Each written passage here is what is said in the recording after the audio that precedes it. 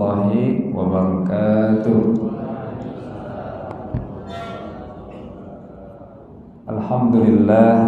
Alhamdulillahirabbil alamin wal 'aqibatu lil muttaqin wala 'udwana illa 'alal zalimin. Asyhadu an la ilaha illallah wahdahu la syarika lah wa asyhadu anna Muhammadan 'abduhu wa rasuluh la nabiyya ba'da. Allahumma fassalli wa sallim wa barik ala habibina wa syafi'ina wa maulana Muhammad wa ala alihi wa ashabihi ajma'in, amma ba'du. Qala ta'ala fi kitabihil karim, a'udzu billahi minasy syaithanir rajim. Bismillahirrahmanirrahim. Afala yatadabbaruna al-Qur'an am 'ala qulubin aqfaluha. Afala yatadabbaruna al-Qur'an law kana min 'indi ghayri Allahi lawajadu fihi ikhtilafan katsira. Shadaqallahul azim. Hadirin hamba Allah yang berbahagia, bersyukur kepada Allah, salawat dan salam kita sampaikan kepada yang mulia Rasulullah Muhammad sallallahu alaihi wasallam. Di hari ini, pagi yang segar ini, kita mengisi dan menghiasi waktu subuh kita sampai nanti syuruk dengan zikir, i'tikaf, tadabbur ayat, dan juga amal-amal yang lain, insyaallah dicatat sebagai pahala buat kita, memuliakan dan meninggikan derajat kita di sisi Allah Subhanahu wa taala. Baik, sebelum lebih jauh kita menyampaikan materi, kita tasmi Al-Qur'an dulu. Adik kita mungkin siapa ini ya? Rifki, mana Rifki? Ah, sini Rifki. Sini Rifki. Nah, kita tasmi Quran surat apa? Al-Muddatsir. Wah, ini orang yang berselimut. Ayo panggil orang yang berselimut.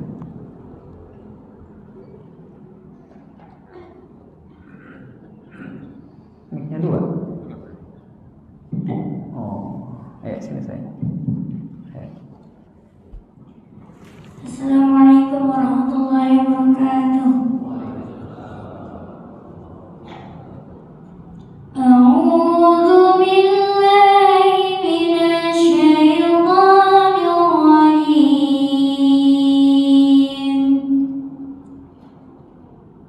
Bismillahirrahmanirrahim. Ya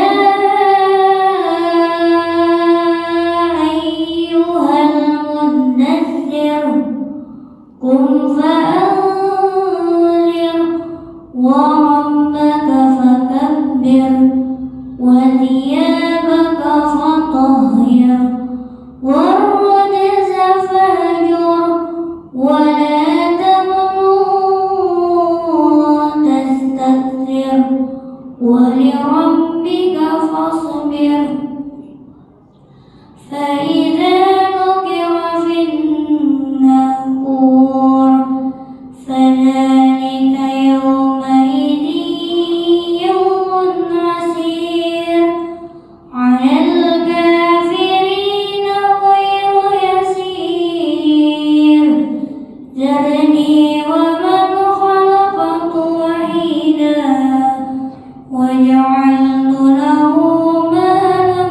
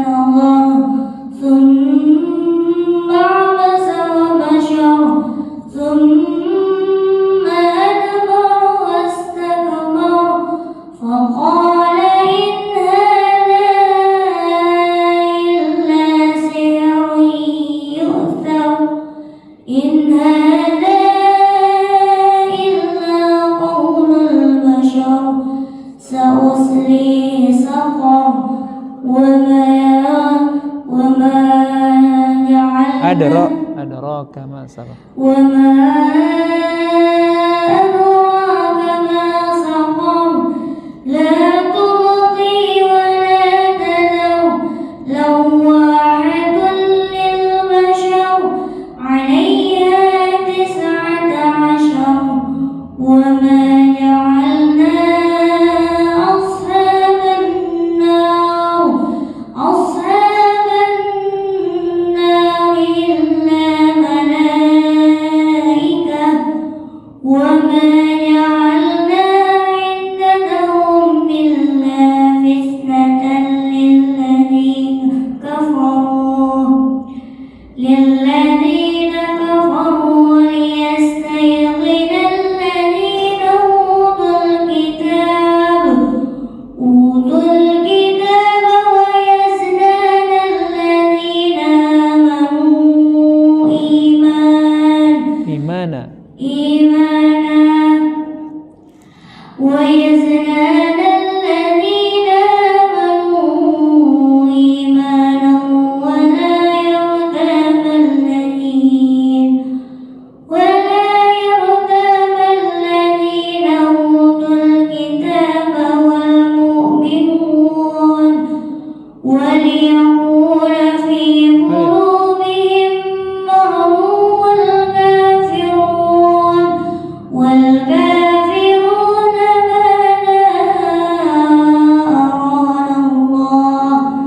ماذا أرانا الله بهذا مثلا كذلك يضل الله من يشاء ويهدي من يشاء وما يعلم جنود ربك إلا هو وما هي إلا ذكرى Ya, للبشر cukup sayang, cukup. صدق الله العظيم. Assalamualaikum. Assalamualaikum warahmatullahi wabarakatuh. Udah berapa juz kamu? Ya. Ya, sadaqallahul azim. Maha benar Allah dengan segala firman-Nya. Surat Al-Muddathir, surat yang ketiga ya, turun kepada Rasulullah.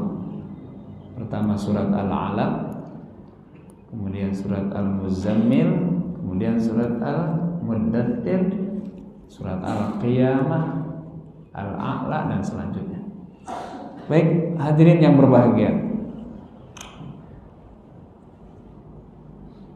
membaca Al-Quran di dalam hukum tajwid akan ada hukum namanya hukum saktah ya.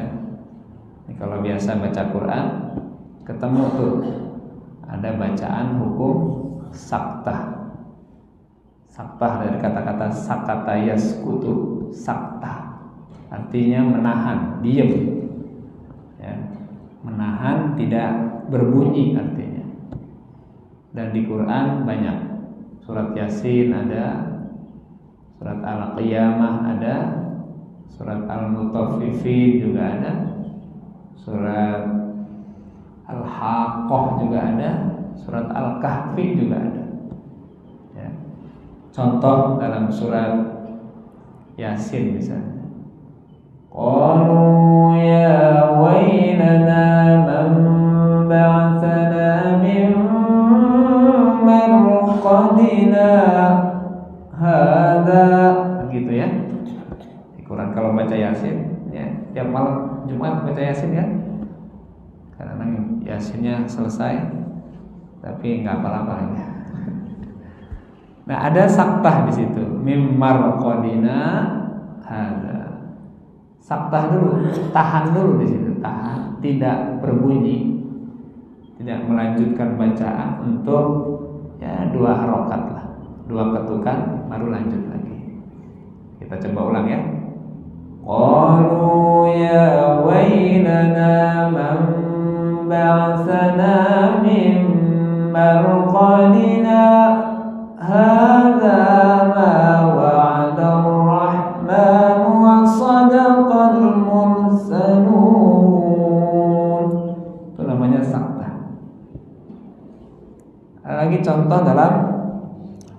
Al-Qiyamah.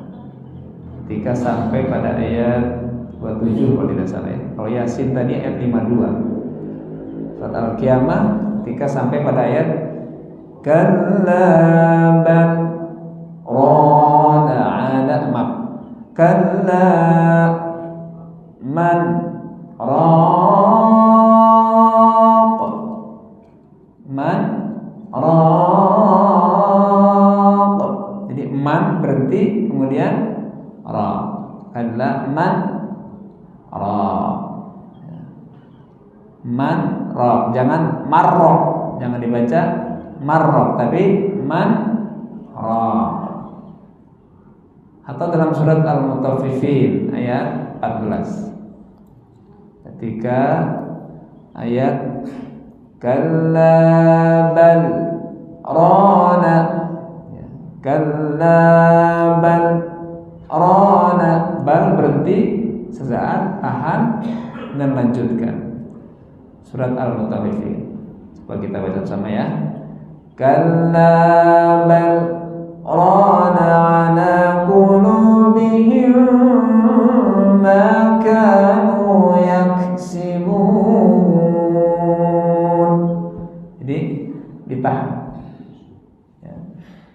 Apa maksudnya? Secara hukum tajwid seperti itu.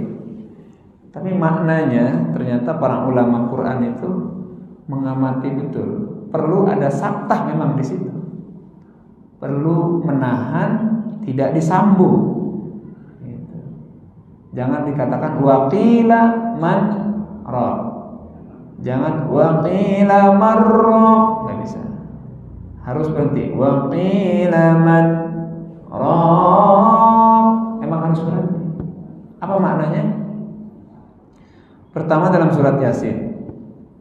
Qalu ya wailana man ba'atsana min marqadina hada.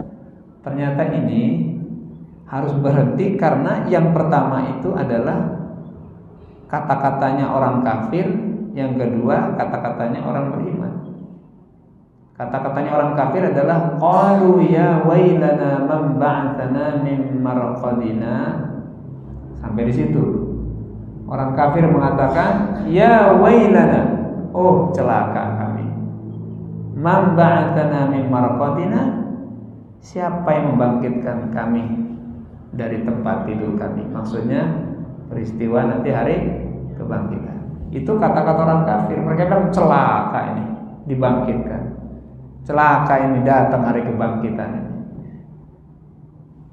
Tapi yang kedua, hadza ma wa'ada ar-rahman wa sadaqal mursalun. Ini kata-kata orang beriman. Orang beriman berkata, hadza, oh ini, ma wa'ada ar-rahman, apa yang dijanjikan oleh Allah yang Maha Kasih.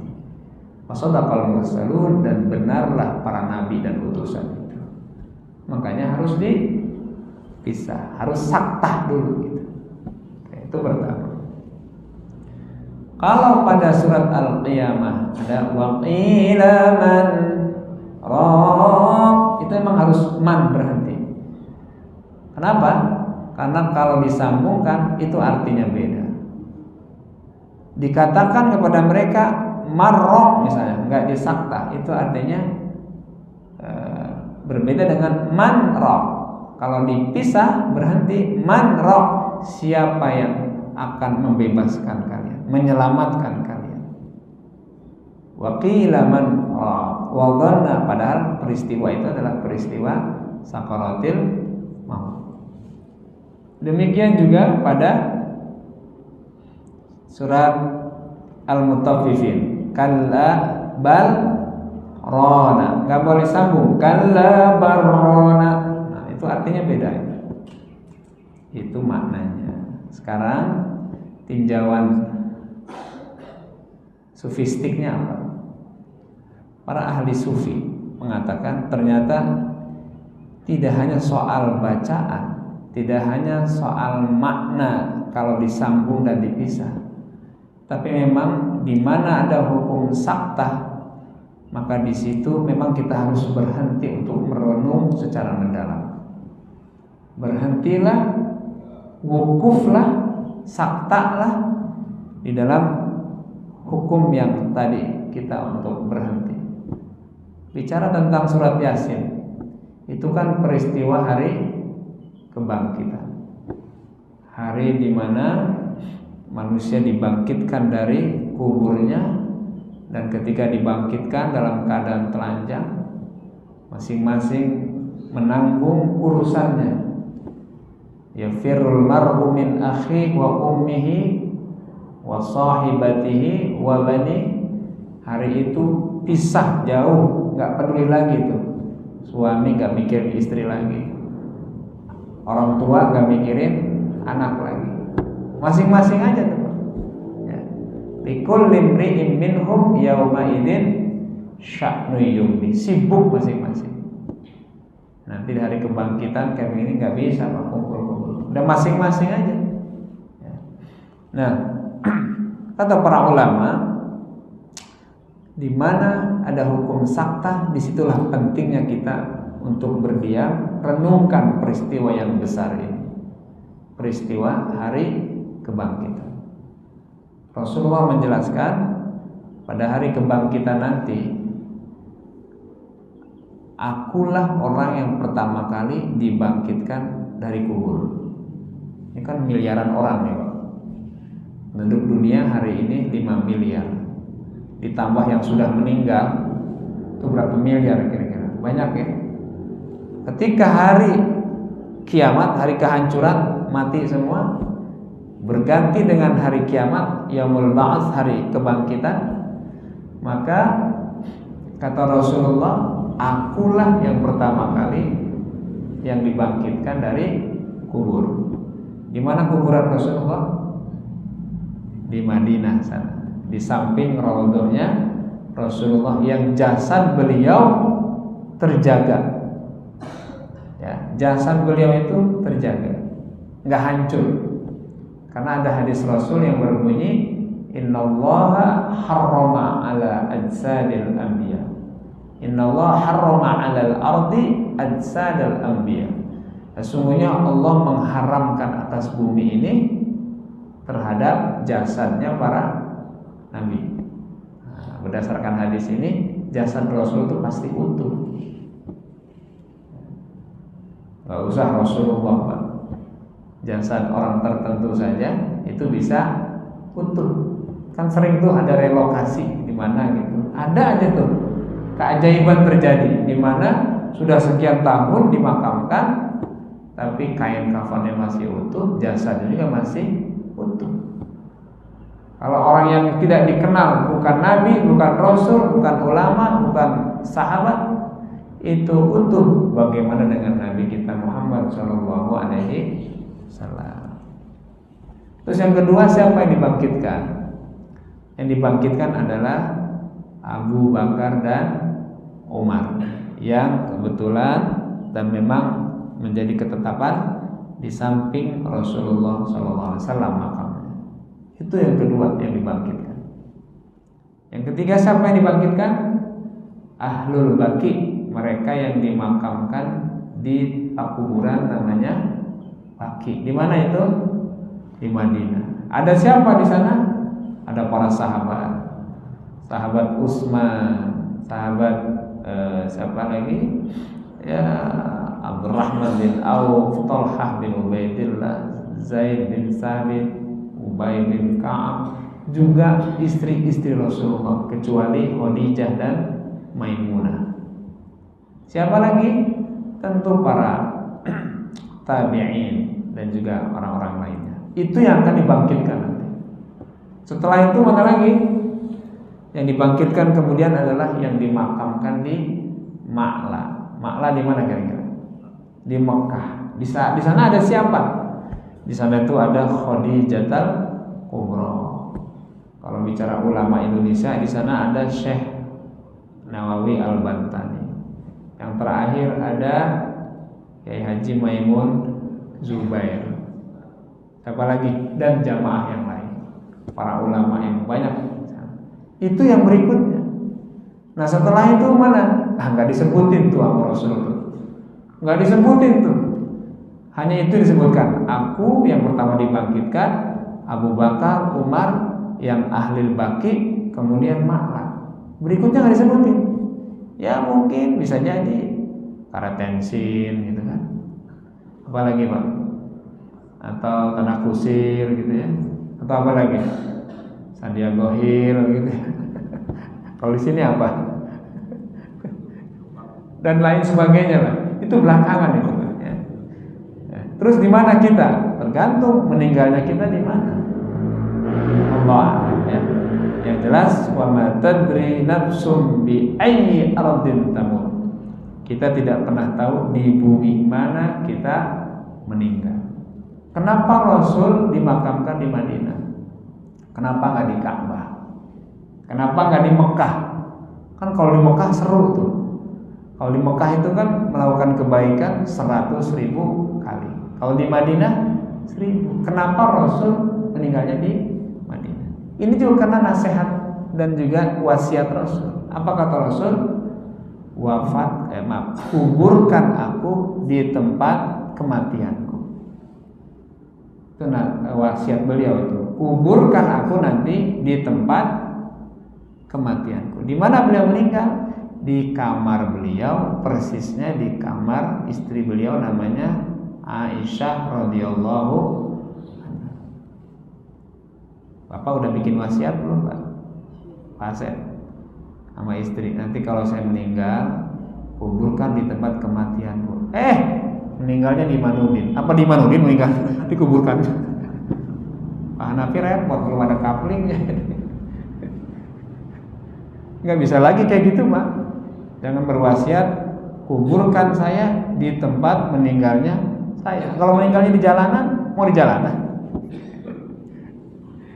Itu khususiat buat yang mulia Rasulullah Muhammad sallallahu alaihi wasallam. Beliau meninggal di rumah beliau, di kamarnya Aisyah radhiyallahu anha. Sebetulnya ya, kaplingnya Aisyah, kaplingnya Umar itu sebenarnya disiapkan untuk Aisyah radhiyallahu anha. Ya. Cuman ketika Abu Bakar kemudian semasa hidupnya dia berwasiat, ya Aisyah, aku pengen nanti kalau meninggal aku dikuburkan dekat kekasihku Rasulullah. Akhirnya benar Pak, ketika Abu Bakar meninggal, maka beliau dimakamkan di samping Rasulullah. Ada satu kapling lagi nih, ini untuk Aisyah sebetulnya. Tapi kemudian ada sahabat yang lain satu lagi, Umar. Ya Ummul Mukminin, wahai Aisyah, saya kalau boleh minta satu kapling itu, saya pengen dimakamkan dekat kekasih temanku. Maksudnya di samping Abu Bakar Siddiq. Padahal itu sebetulnya akan disiapkan untuk Aisyah radhiyallahu anha. Ketika Umar meninggal, dimakamkan di situ. Ketika Rasulullah dikubur di tempat itu, Aisyah masih di situ tinggalnya, tidur di situ, ya mandi di situ. Bahkan pada saat masih ada Abu Bakar dimakamkan di situ, Aisyah masih tidur di situ. Tidur di situ, ngaji di situ, mandi di situ, Pak. Tapi ketika ada Abu Bakar, ada Umar bin Khattab, akhirnya Aisyah keluar Pak dari tempat itu, cari tempat yang lain. Kenapa? Tahu jawabannya? Kan mahram. Kalau Rasulullah itu suaminya, karena suaminya mau lepas jilbab kek, mau tidur kek. Kalau Abu Bakar itu siapanya? Bapaknya. Mau lepas jilbab kek, mau mandi kek. Tapi ketika Umar, siapa dia? Haram buat Aisyah radhiyallahu. Maka bayangkan seorang Aisyah sudah meninggal aja dianggap ada, boleh auratnya terlihat oleh orang lain, termasuk Umar bin Khattab. Maka dia keluar. Nah saudara-saudara yang berbahagia, yaumul ba'ats, hari kebangkitan. Kata para ulama, melihat hukum sakta, berhentilah untuk merenung tentang peristiwa hari kebangkitan yang dahsyatnya luar biasa. Yauma yafirrul mar'u min akhihi wa ummihi wa abihi wa selanjutnya. Jadi tidak sekedar berhenti itu. Makanya seorang Ibnu Abbas kalau baca Quran itu, dia tidak akan pindah ke surat yang lain sampai dia memahami apa yang ia baca. Luar biasa. Itu namanya Ibnu Abbas. Nama lengkapnya adalah Abdullah bin Abbas bin Abdul Muthalib. Siapa dia? Sepupunya Rasulullah Muhammad sallallahu alaihi wasallam. Itu yang pertama. Yang kedua, dalam surat Al-Qiyamah ada saktah juga, waqila man raq. Kalau dengerin murotalnya Musyari Rasid Al-Anfasi, wah itu nadanya naik gitu. Waqila man raq wa dhanna annahu al-firaq. Paham betul kan? Kapan ayat itu ditinggikan? Itu kan mengingatkan bahwa peristiwa ini peristiwa besar. Peristiwa apa itu? Peristiwa sakaratil maut. Wakila dikatakan man raq, siapa yang bisa membebaskan, siapa yang bisa mencegah, siapa yang bisa menghalangi terjadinya sakaratil maut. Wa dhanna annahu al-firaq, dan dia yakin bahwa kematian itu akan terjadi. Kemudian dijelaskan ayat berikutnya, waltafatis saqu bis-saq, ketika betis ketemu betis, betis ketemu betis, itu artinya apa? Bukan kedinginan tuh, bukan. Betis ketemu betis artinya apa? Nahan sakit. Begini, Pak. Ila apa tuh? Waltafatis saqu bis-saq ila rabbika yauma idzinil masaq. Itu peristiwa yang dahsyat sekali.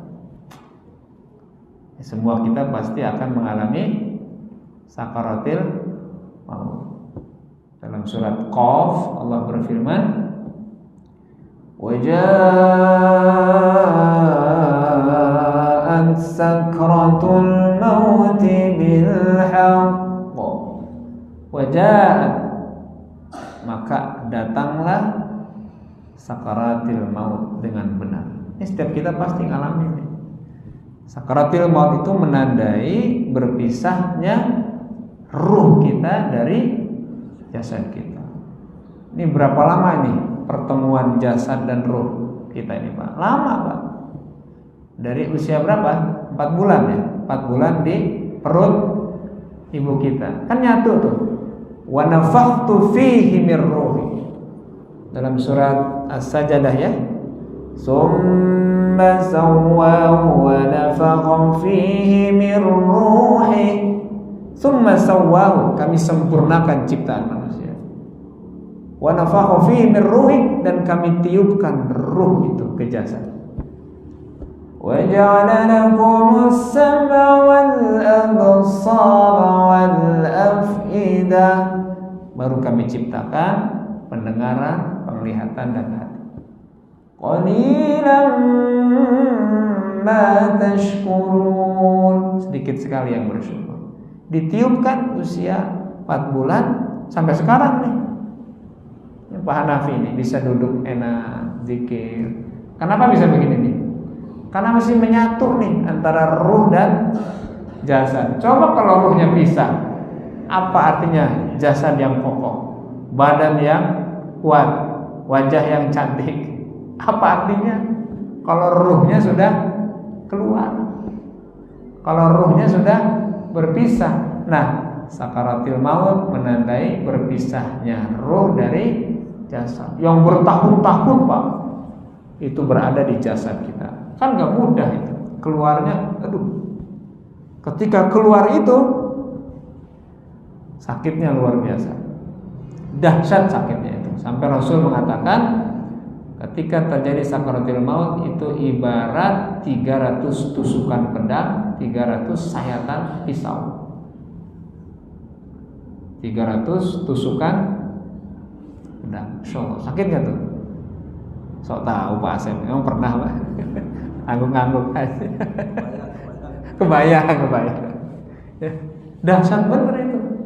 Ada tuh orang sakaratul maut senyum tuh nggak ngerasain sakit. Nah, gimana tuh jawabannya tuh? Ada orang sakaratul maut kayaknya enak banget itu. Kenapa ada orang sakaratul maut yang padahal Rasul mengatakan dahsyatnya itu seperti ditusuk 300 pedang. Kenapa ada orang sakarat pas meninggal senyum? Kenapa? Ada dalam jawabannya dalam surat Fussilat ayat 30, 31. Di sana Allah menjelaskan, Innal ladzina qalu rabbuna Allah tsumma istaqamu tatanazzalu alaihimul malaikatu alla takhafu wa la tahzanu wa abshiru bil jannati allati kuntum tu'adun. Itu jawaban. Kata Allah dalam ayat itu, sungguhnya orang-orang yang beriman kemudian dia kokoh teguh pada pendirian keimanannya, imannya kokoh, keyakinannya teguh, gak bergeming. Maka apa? Tatanazzalu alaihimul malaika. Pada saat kematian turunlah malaikat. Ngapain malaikat? Mengatakan alla takhafu wa la tahzanu. Jangan takut, jangan sedih. Wa abshiru bil jannah. Kasih kabar gembira kepada dia tentang apa? Surga. Allati kuntum tu'adun, yang sudah disiapkan untuk dia. Ayat lanjutannya apa? Nahnu awliya'ukum fil hayatid dunya wal akhirah. Apa kata malaikat? Ini kami nih malaikat, pelindung kamu, teman kamu, menemani kamu di dunia dan akhirat. Wa lakum fiha ma tashtahi anfusukum. Kamu mau apa? Siap diberikan. Walakum fiha ma tad'un, dan semua akan mengabdi, akan datang memuliakan engkau. Ketika seperti maut itu, malaikat datang ngasih kabar gembira, meyakinkan bahwa kamu aman. Tenanglah dia, Pak. Oh iya. Jadi karena ada janji yang pasti, ada teman yang setia, ada kabar yang luar biasa, dan ada kata-kata yang mengenakkan di hati, sakitnya sakaratul maut tadi itu lewat begitu aja. Makanya berakhir dengan senyuman. Mudah-mudahan kayak gitu kita besok. Amin ya robbal alamin. Saudara-saudara yang berbahagia. Jadi saktah dalam surat Al-Qiyamah itu tidak sekedar saktah, tapi berhentilah, bertahanlah sedikit untuk memikirkan peristiwa sakaratil maut.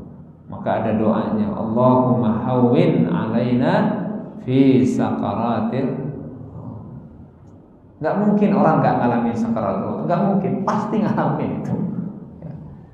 Dan yang berikutnya dalam surat Al-Mutaffifin ayat 14, kalla bal rona, kalla bal rona. Itu jangan disambung. Jangan kalla bar rona.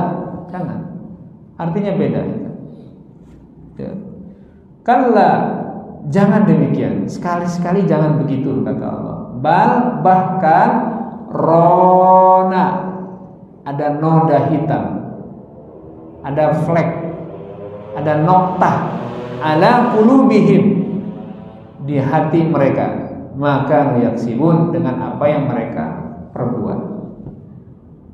Berhentilah untuk memikirkan tentang sesuatu yang penting dalam hidup kita. Apa itu? Qulub. Apa qulub artinya? Hati ya. Nih, yang kata Rasul, in soluhat soluhat sairu amal. Kalau yang satu ini benar, bagus, yang lain bagus. Tapi kalau wa in fasadat, nih kalau qalbunya ini rusak, rusak yang lain. So, penting banget itu kan. Orang berangkat dari qalbunya. Kalau qalbunya bermasalah, itu lampu merah bisa dimarahin. Bawa mobil, apa ya? Bawa mobil lampu merah. Ini dari zaman dulu nih ngerepotin banget lampu merah ini. Ada orang bawa mobil, wah ini pasti ngeredit nih, pasti belum beres nih, belum lunas. Apa aja salah kadang-kadang, ya? Karena sebetulnya yang salah bukan mobilnya, bukan lampu merah, tapi hatinya yang diisi dengan kebencian, ketidaksukaan, nggak senang orang lain senang, susah lihat orang lain senang. Itu urusan di luar, Pak. Tapi urusan ibadah pun ada ron, ada noktah, ada noda hitam yang membuat ibadah tidak khusyuk, zikir tidak nikmat, panggilan azan tidak segera disambut, pokoknya hambar, tidak memberikan efek yang baik. Kalau sekian tahun kita ibadah itu menjadi biasa, belum ada kelezatan di dalam melaksanakannya, maka balrona,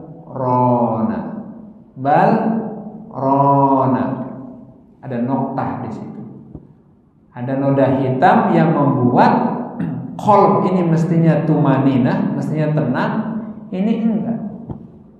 Jadi perbaiki hati kita supaya ada ketenangan. Karena idealnya ketika orang beribadah itu tenang. Sejatinya orang beribadah itu tenang gitu. Kenapa? Karena ketika dia beribadah, dia sedang berdekatan, bermesraan dengan yang memberi ketenangan itu. Dialah Allah Subhanahu wa ta'ala. Apalagi kalau kita bicara sholat itu komunikasi, baca Quran itu adalah komunikasi. Man arada ayyatakallama ma'allah falyaqra al-Quran, kata Rasul. Siapa yang pengen berkomunikasi dengan Allah, bacalah Al-Quran. Komunikasi yang asik itu gimana, Pak? Yang interaktif. Saya ngobrol sama Pak Cendro, sama bapak yang lain. Obrolan asik itu kan nggak kerasa, Pak. Setengah jam, perasaan baru 2 menit ngobrol. 1 jam, perasaan baru 10 menit. Itu saking asiknya. Nah, begitu enggak tuh kita ketika ngobrol, komunikasi dengan Allah? Kan memahami komunikasi dengan Allah tuh enggak bisa dengan kita komunikasi kepada manusia. Maka Allah kasih tahu caranya bagaimana biar bisa komunikasi dengan Allah, tersambung kita dengan Allah. Di antaranya apa? Ya dengan sholat, dengan ngaji. Itu cara kita berkomunikasi. Jangan dipahami komunikasi ada tatap muka, jangan. Justru menjadi syirik kita karena itu. Maksudnya hubungan vertikal, hubungan hati kita dengan Allah yang memberi hati, itu bisa terjadi secara asik dalam membaca Quran, di dalam sholat kita.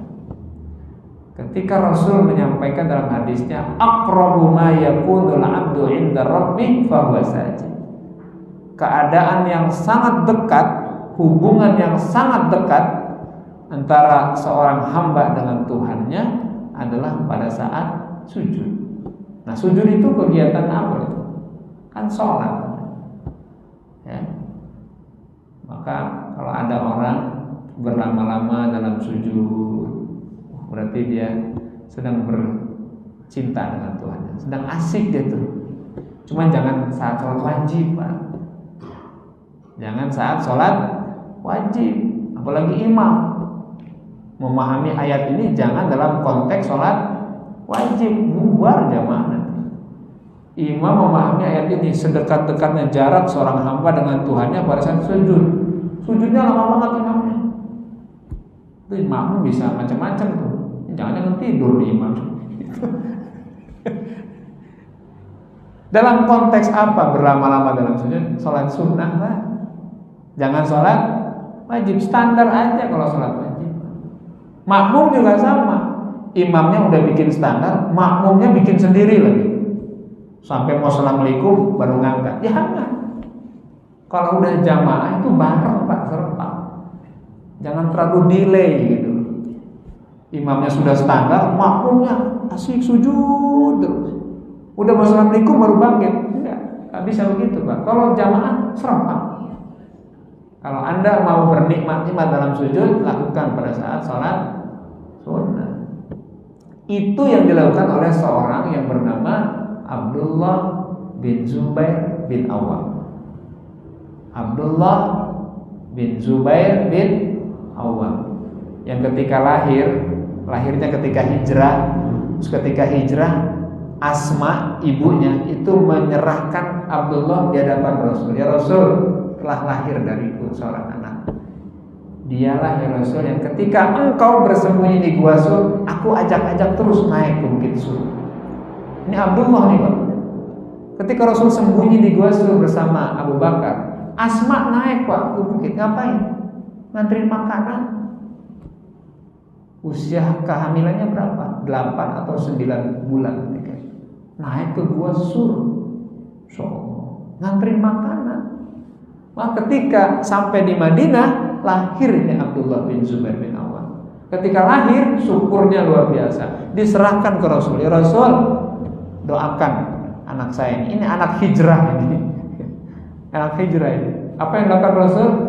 Rasul ambil korma, dihalusin kormanya, ditaruh di lak-lakan di sini.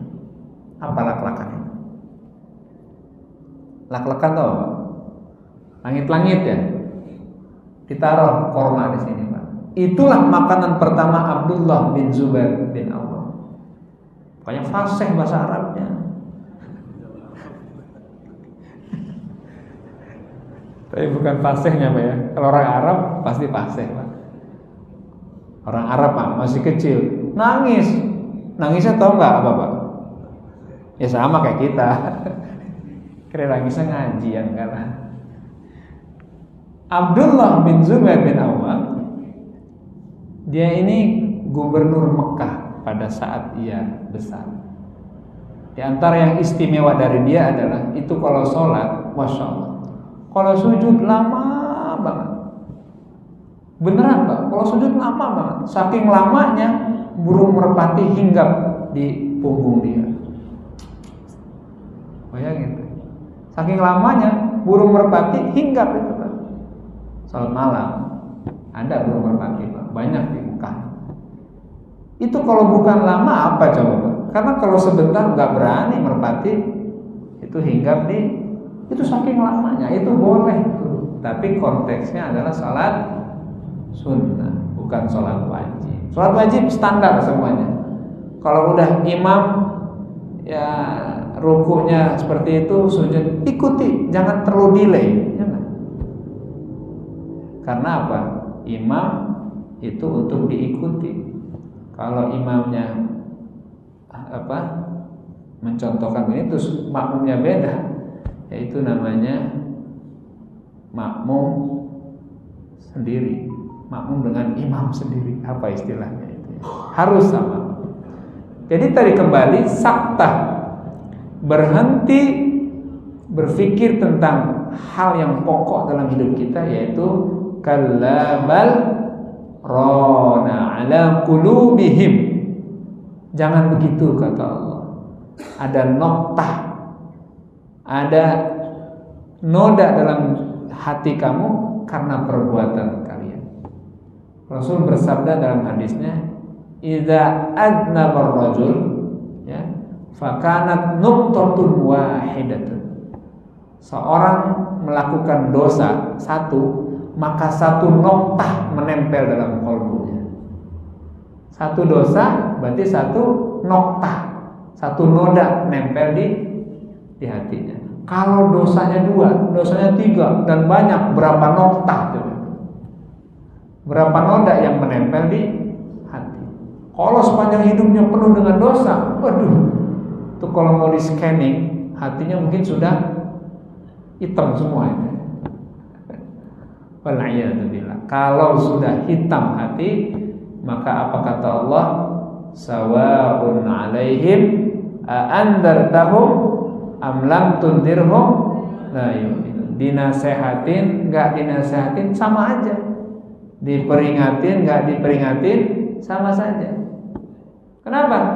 Fi qulubihim marad. Ada penyakit di dalam hatinya. Terus gimana dong kalau udah ada nokta, ada noda dalam hati? Gimana nih ngebersihinnya? Enggak ada lain dan tak bukan. Ya. Berzikir, istighfar, minta ampun dan menjaga ibadah kepada Allah. Allah yang nanti membersihkan. Kita enggak mampu membersihkan. Allah yang akan membersihkan. Kalau itu yang kemudian terjadi, insya Allah sejatinya qalbu itu bisa tenang dengan ibadah, nanti akan didapat. Jadi silakan diamati sendiri sejauh mana ibadah kita, sholat kita. Sudahkah memberikan kelezatan, kenikmatan, kehusyuan, dan juga ada ketakutan kalau melakukan kemaksiatan? Kalau enggak terjadi, berarti perlu diperbaiki hatinya. Kalla bal rana ala qulubihim ma kanu yaksibun. Ya udah suruh belum? Udah ya. Saya kira itu apa bisa disampaikan tentang saktah yang kalau kita baca Quran kita akan temukan itu. Sekali lagi poin saya adalah secara hukum tajwid saktah itu menahan untuk membunyikan suara. Tapi lebih dari itu kita berhenti untuk berpikir tentang perkara-perkara penting dalam hidup kita, tentang hari kebangkitan, tentang sakaratil maut, tentang hati yang menjadi kunci dalam kehidupan seseorang. Mudah-mudahan ada manfaatnya. Kalau ada pertanyaan silakan, dipersilakan. Silakan Pak. Waalaikumsalam.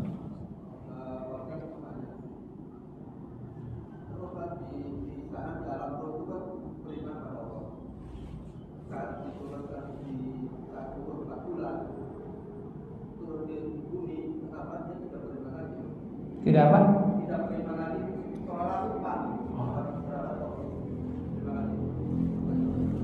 ya. Kehidupan manusia itu mengalami beberapa tahapan kehidupannya. Alam arwah, ya.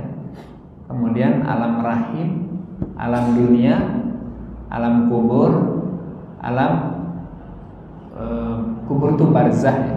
Mahsyar, hisab, mizan, baru siratal mustaqim. Itu alamnya itu ya. Kita masih di tengah-tengah, bahkan mungkin sebelum pertengahan. Dunia ini masih jauh Pak, karena setelah itu barzah, mahsyar, hisab, mizan, masih jauh Pak. Ya. Kemudian kenapa ketika ditiupkan ruh ada orang yang masih kafir gitu ya? Sebetulnya ruh manusia itu diambil sumpahnya oleh Allah, sumpah atau kesaksian. Ketika di alam arwah itulah semua ruh itu ditanya oleh Allah, alastu birabbikum? Qalu bala syahidna. Allah mengatakan, ruh, persaksikan, apakah saya ini Tuhanmu? Kata ruh, bala syahidna. Iya ya Tuhan, kami bersaksi bahwa Engkau adalah Tuhan. Jadi ketika di alam ruh, orang itu sebetulnya mengakui adanya Tuhan Allah Subhanahu wa ta'ala. Tapi kenapa ketika ke dunia ada orang kafir, ada orang munafik? Sebetulnya secara mendasar manusia itu mengakui Pak, ada zat, ada kekuatan yang maha dahsyat. Cuman mereka memahami yang dahsyat itu macam-macam. Ya. Kenapa? Karena emang ada God spot kalau hidup ini gitu kan. Ada titik ketuhanan. God spot. Ada titik ketuhanan. Bahkan seorang orang yang katanya ateis, yang katanya tidak percaya Tuhan, bukan nggak percaya Tuhan Pak. Dia tidak percaya kepada agama yang diformalkan hari ini. Seorang Nietzsche ya kan? Seorang Karl Marx, ini kan orang komunisme ya, yang pahamnya Marxisme itu, dia bukan tidak percaya kepada Tuhan, dia percaya kepada zat yang maha dahsyat. Yang dianggap percaya itu adalah doktrin-doktrin gereja. Yang dianggap percaya itu adalah agama yang dilembagakan. Gak percaya dengan Islam, Kristen, Yahudi. Kenapa? Karena dia punya pengalaman buruk dengan agama ini. Dia lahir di Jerman. Di Jerman itu ada agama Kristen. Kristen ketika itu sering bertentangan dengan pengetahuan, mengekang kebebasan dalam berpikir. Makanya kalau dia lahirnya di Indonesia, lain cerita itu. Kalau dia lahirnya di Dubai atau di Saudi, itu lain cerita itu. Karena dia dilahirkan dan dibesarkan di lingkungan para orang Nasrani yang ketika itu banyak bertentangan dengan ilmu pengetahuan. Galileo korbannya, Kopernikus korbannya. Dia harus mati di tiang gantungan karena berpendapat bahwa matahari adalah pusat peredaran. Bertentangan dengan doktrin gereja yang mengatakan bahwa bumi adalah pusat peredaran. Dibunuh dia. Kalau Islam gimana? Enggak. Islam wasyamsu tajri li mustaqarril laha dzalika taqdirul azizil alim. Matahari sebagai pusat peredaran dalam gugusan galaksi namanya galaksi Bima Sakti. Dia menjadi pusat. Bumi dan planet yang lainnya ngitarin. Enggak ada yang bertentangan. Jadi saya bicara Karl Marx atau Nietzsche yang dia mengatakan God is dead, Tuhan itu mati, kuburan Tuhan itu ya gereja. Jadi anggap bahwa tempat ibadah itu adalah kuburannya Tuhan, dia gitu kan. Itu karena pertentangan dia terhadap doktrin agama. Tapi secara menyeluruh manusia mengakui ada kekuatan yang dahsyat. Kita orang Islam, orang beriman mengakui bahwa yang dahsyat itu adalah Al-Jabbarul Mutakabbir. Dialah yang maha perkasa. Asmaul Husna yang selanjutnya jadi nama masjid di Jawa Barat. Al-Jabbar ya. Jadi Al-Jabbar itu bukan masjid Jawa Barat, tapi Al-Jabbar. Maksudnya Allah yang maha perkasa. Kebetulan pas banget itu Al-Jabbar. Masjidnya besar dan ada di Jawa Barat. Nah jadi mengakui Pak, mengakui. Nah, tetapi kemudian yaitu karena dakwah tidak sampai, pemahaman yang salah, pengaruh bacaan dan sebagainya, orang kemudian tidak mengenal Allah ini dengan baik. Orang kafir itu kenapa disebut kafir? Kafir itu kan artinya tertutup Pak. Kalau dia mau mendapatkan hidayah berarti harus dibuka. Jadi ada doa dalam Al-Quran, wa kaffir anna sayyi'atina wa tawaffana ma'al abrar. Itu ada tuh ya. Wa kaffir anna, ya Allah, kaffir anna sayyi'atina. Tutup kesalahan kami. Kaffir sayyi'atina, tutup kesalahan kami. Nah, orang kafir itu orang yang tertutup. Dia bisa dibuka, dia bisa dapat hidayah kalau membuka hatinya. Berarti orang kafir itu kira-kira bisa berubah nggak kafirannya menjadi mukmin? Bisa, didakwahilah dia. Cuman masalahnya kafir ini ada yang kafir karena tidak tahu tentang Islam, ada yang kafir itu karena menjaga egonya, ada kafir itu memang kafir yang betul-betul kafir. Kayak Abu Jahal, kafirnya apakah dia nggak tahu tentang Rasulullah? Enggak lah, dia tahu kafir. Abu Jahal tahu tentang Rasul, tapi dia kafir. Kenapa dia tetap kafir? Egonya Pak. Tapi kalau kafirnya orang Aborigin, kafirnya orang Asmat, itu sama nggak dengan Abu Jahal? Enggak lah, dia kafir karena belum sampai dakwah kepada dia, belum sampai risalah kepada dia. Kalau disampaikan, luar biasa. Makanya ada ustadz kita, Ustadz Fadlan Goromatan, kenal ya? Iya, Fadlan Garamatan. Dakwahnya luar biasa. Ustadz apa? Sabun. Dia dakwah di Papua sana Pak. Ya kan? Disentuh sedikit aja, berubah mereka, masuk Islam semuanya. Berarti kan kalau selama ini mereka kafir, bukan karena menolak Islam, tapi karena belum tahu tentang Islam. Itu kafir juga namanya. Makanya memahami kafir itu jangan sama rata. Pokoknya kafir masuk neraka, ya enggak juga. Tergantung. Tapi pada prinsipnya kembali Pak, setiap manusia ruh itu meyakini ada kekuatan. Kemudian ia menjadi kafir ketika di dunia itu karena sebab yang berbeda-beda. Karena belum sampai dakwah, karena ada ego yang terus dipelihara dan lain sebagainya. Gitu ya Pak ya. Ada yang lain? Ya Pak Nabi.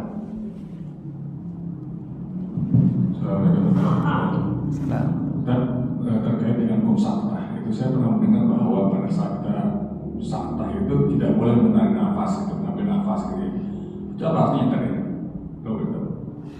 Ya itulah saktah. Jadi menahan untuk berbunyi tapi tidak mengambil nafas. Kenapa nggak perlu mengambil nafas? Sebentar aja Pak itu. Jadi jangan lama-lama. Kalaban rona, ngapain nafas? Kecuali kalau gini.